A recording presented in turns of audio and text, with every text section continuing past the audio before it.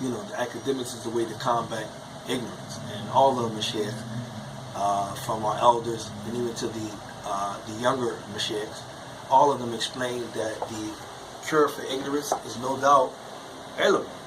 And the type of knowledge they're talking about is the knowledge of the Sharia. And I just believe a learning center, an academic center, not like Fairfax, but something along those lines where it's just pure, authentic information that's being disseminated to the people. And I believe that the brothers who spent years overseas and, they earned their degrees and they graduated, that they should come back and have a platform where so they can teach like that. Not just, focus on a masajid and, the houses of Allah Jalla wa Ala, or focus on different, muhadarat, lectures after lectures and so forth and so on. All of these things are good and they're higher. And may Allah reward those who are, doing these things. But I just believe that we need to set up a center. We need a learning center, and we need a school that can take us from point A to point B to point C. And we don't need to a point where it's okay. We have brothers graduating, coming back to the country, to the United States, that we have to go now, travel all the way overseas just to get this information that they have. I don't believe that should be the case, because if you look at the Indonesians, when they graduate, they go back and set something up. You look at the Africans, when they go back and set something up. Like Sheikh Ahmed Lowe, he got a whole flourishing school over there in Senegal. And he also producing students that are graduating, they're getting degrees. And I believe that here, that's what we should be able to do. We should be able to set that up. And that's what Mahad Ibn Taymiyyah, that was the idea behind it. And I'm not saying I'm the individual that can do that. I don't believe that. But I believe that Mahad is a platform for any of those students that graduated and feel as though that they have something to give back and contribute to the community. I want them to participate in the Mahad. They come down here and teach, because they always have an office, open for them, so that that way they can, رب العالمين وصلى الله وسلم على نبينا محمد وعلى آله وأصحابه أجمعين. أما بعد،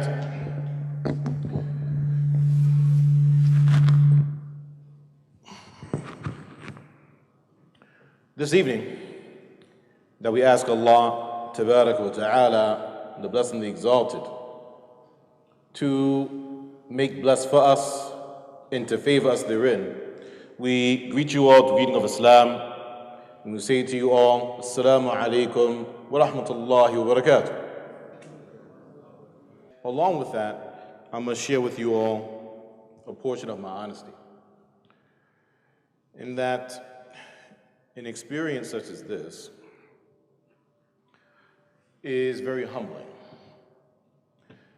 And as it is humbling, it is also somewhat challenging to speak about yourself in such an personal and intimate fashion, when we know that the focus of our faith is not upon individuals or individual lives per se, but rather it is premised upon the relationship that the individual has with Allah, Tabarak wa Ta'ala, the Blessed and the Exalted.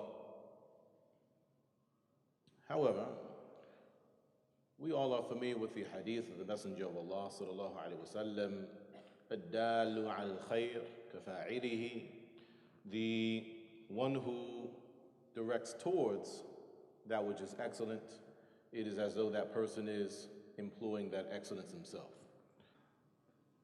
I was born as Kenneth Ingram II, although the moniker that I chose for myself sometime after is Aqil, which is a description of intelligence. We ask Allah that He makes us all from those that are truly intelligent. Ibn Qayyim, rahimahullah ta'ala, one of the phenomenal scholars of our faith now in history, may Allah bestow mercy upon his soul, he mentioned an interesting statement when he said, لِكُلِّ وَاحِدٍ جُزْءٌ مِّنْ إِسْمِهِ. Everyone shares in a portion of their name. First part of my life, the earlier portion of my years, I was raised in the church as a Christian. I was raised as a Baptist, to be particular concerning the denomination, in the state of New Jersey. I found some challenge, we might even say some conflict, with devoting worship to Isa alayhi salam, devoting worship to Jesus alayhi salam. May Allah bestow peace upon him. And even in certain prayers that we would say, right, there's grace before you eat, and right, supplication that they have, right? They say prayer, but for us that would be dua. We wouldn't consider that salah, right? I would not dedicate my worship through Isa alayhi salam, but I will always try to call upon God directly with the words we utilized at the time, the Father, and so on and so forth. Fast forward a little bit. So, in that regard, had some friends in the neighborhood. The friend that I had in the neighborhood, a gentleman, as I knew him at that time, by the name of Isaiah Gaines, who now he's taken the name for himself, Tawfiq, which you know means success. May Allah make all of us from those that are successful. He was an individual at that time, and I don't think he would mind me sharing this, right, about him. He was an individual at that time, as now I'm getting into, we met when I was about 13, he was 12. Into 14, he was 13. He was what we would say running the streets, doing things that he didn't have too much business doing. Things that I wasn't quite into doing myself, but we had a pretty close bond, nevertheless. Just a few blocks from where I lived at, he had a stepfather at that time, an individual by the name of Abdul Malik Deloach, the stepfather. His mother was a woman of Christian faith. May Allah guide us and guide her. And in any regard, his stepfather tried all these different things, right, to try to curb his appetite for the world, right, as it were. Tried martial arts, tried sports, tried educational programs, right, all the different things he tried to do with him. Nothing was fulfilling him. So eventually his stepfather had decided to give him Islam. And he did, and he took to it. And we were together all the time. We were playing basketball almost every day, right? At that time, we were supposed to be stars in the NBA in about 10 years or so, right? So in any regard, we spent all this time together, and everything that Abdul Malik was sharing with, who is now Tawfiq, he was sharing with me. And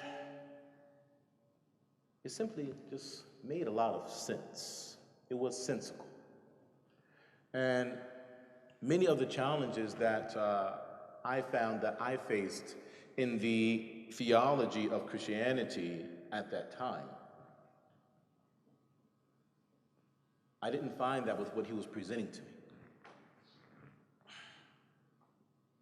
And eventually, we began spreading what we were learning from Abdul Malik to other children in the neighborhood, right, in our school, so on and so forth. Many people became intrigued, and we were at an age that was a rowdy age. So we thought that we knew more than we knew. We thought that we were better than we were. And we were learning all these different things about Islam, and we were exploring the Bible and looking into what at that time we would call contradictions in the Bible and things like this. And unfortunately, we were quite boastful about it. So we would go to people in our neighborhood, people of Christian faith, right? Preachers in the neighborhood and things like that. We would challenge them. No, Islam is the truth. Christianity is false. We would challenge them in this fashion. We're young teenagers, right? Just beyond the beginning of our pubescent years. And interestingly enough, the majority of the time, the things that we were citing could not be toppled. And we were quite befuddled by that, right? We're just young people, right? You all have been practicing this for so long, and you understand you've been studying it, but you can't answer these questions. At that time as well, one thing that was quite large at that time period, and it's one of the places where it comes from. Some of you may or may not be familiar with called the 5% Nation of Islam. The 5%ers, as it is said. We would debate with them and so on and so forth. Eventually, on an occasion, Abdul Malik, after these things continued for some time, he invited us to the library. He wanted to share some things with us about the faith of Islam. Perhaps we were getting a little bit out of hand. So, and I had not embraced the faith of Islam as of yet. It's just facts, some knowledge, just things that I didn't know about before. We sat in the library, and he shared with us verses from the Quran that were highly concentrated on monotheism, highly concentrated on the topic of Tawheed, as we now say in our faith.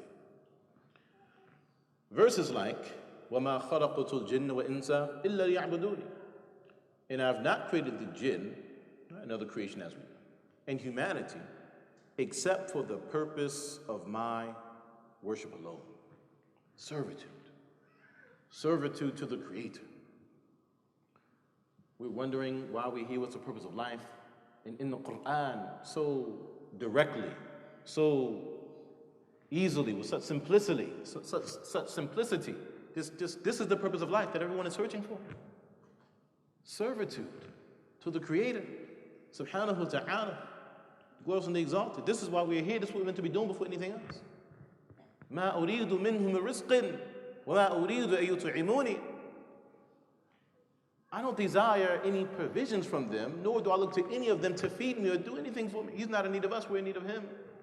Very, very clear. Then at the same time, coming to realizations. This existence that we call the universe that we are in, there are really only two things that exist. Right? These are the things that I'm learning, things that are going through my mind at the time as a teenager. There is the Creator, and there's everything else that he created. There is no third thing. That's it. So then, if it is a Creator that has created us, that is providing for us, blessing us, he controls life, he gives it, he controls death, he decrees when it occurs, right? He's disposing of all the affairs of the universe in perfect harmony. If it's only him that is doing all of these things for us, and the creation is doing none of these things for us, then why would we direct any aspect of worship to the creation?